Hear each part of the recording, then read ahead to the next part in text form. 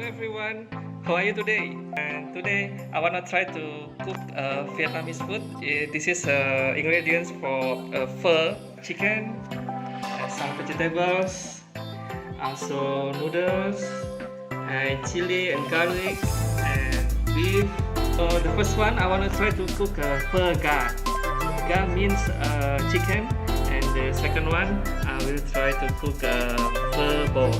In Vietnamese, Pho Bo is beef noodles. Stay home, stay safe, and let's try to cook Vietnamese food.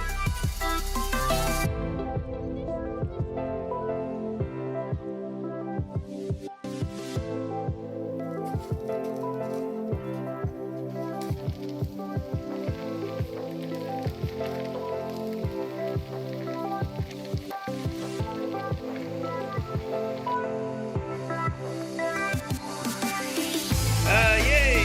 Finally, our pho is ready to serve. And yeah, this is the Pho Ga. You can see the chicken here, and also with the vegetables.